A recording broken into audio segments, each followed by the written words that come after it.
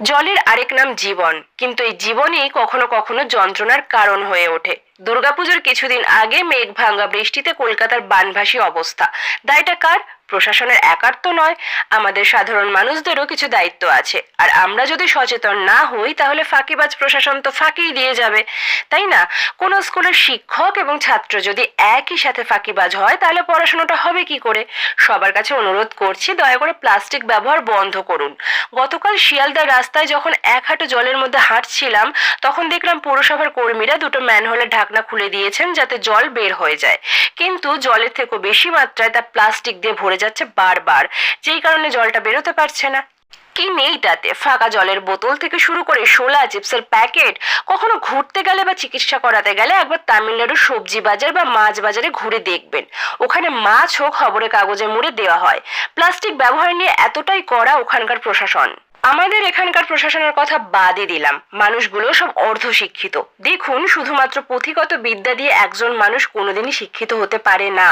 পুরোপুরি শিক্ষিত হতে গেলে তার মধ্যে কিছু নীতি আদর্শ তৈরি হওয়া উচিত। যেমন ধরুন, খাওয়ার পর খাবারের প্যাকেট যেখানে সেখানে ফেলবো না, বাজার করতে গেলে বাড়ি থেকে সবজি বা মাছের জন্য নির্দিষ্ট ব্যাগ নিয়ে যাব, তাহলে তো প্লাস্টিকগুলো আর বাড়িতে আসে না, তাই না? আগে মুদি সদাই দেওয়া হতো কাগজের ঠোঙ্গায় মুড়ে, সেটা আবার পাটের দড়ি দিয়ে বেঁধে দেওয়া হতো। এখনকার জেনজিরা তো জানেই না পাটের দড়ি কি জিনিস। জলের বোতল, রান্নাঘরে মশলার কৌটো, বাচ্চার স্কুলের টিফিন বক্স, ফুচকার বাটি, বিরিয়ানির ডিব্বা, সবই তো ক্যান্সার। ওটা কিন্তু প্লাস্টিকেরই আরেকটি নাম। পুজোর আগে এই জমা জলের কারণে 10 জনের মৃত্যু হলো। 1-2 মাস আগেও দমদমে একটি শিশুর মৃত্যু হয়েছিল ঘরের ভেতর জমে থাকা বৃষ্টির জলের ভেতর পড়ে গিয়ে। মানুষের টনক কবে নড়বে? আসলে আমরা সবাই ভাবে আমাদের বাড়িতে তো হয়নি। একবার ভেবে দেখুন, এটা আমার আপনার বাড়িতে যে কোনো কারোর সাথে কিন্তু হতে পারে।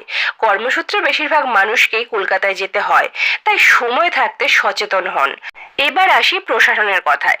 জল যন্ত্রণার সব থেকে বড় দায় প্রশাসনেরই।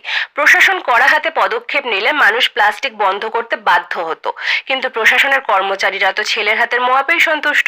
ভবিষ্যৎ প্রজন্মের কি হবে তা নিয়ে ভাবনা চিন্তা করার দায় তাদের নয়। এই মুহূর্তে তাদের হাতে পাওয়া মোয়ার স্বাদটাই উপভোগ করাটাই তাদের একমাত্র লক্ষ্য।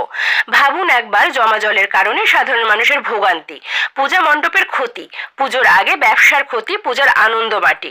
কাল ভিড়, ট্রেনে বাসে আলোচনার একটাই বিষয়বস্তু, লক্ষ লক্ষ টাকা পূজা মণ্ডপে দান না করে সেই টাকা দিয়ে যদি জল নিকাশি ব্যবস্থাটা ভালো করা হতো। যুগ বদলেছে, দলও বদলেছে, কিন্তু কলকাতা সেই জলের তলাতেই রয়ে গেল। কিন্তু এইসব কথা নিয়ে কে আওয়াজ তুলবে, আর কার কাছেই বা তুলবে?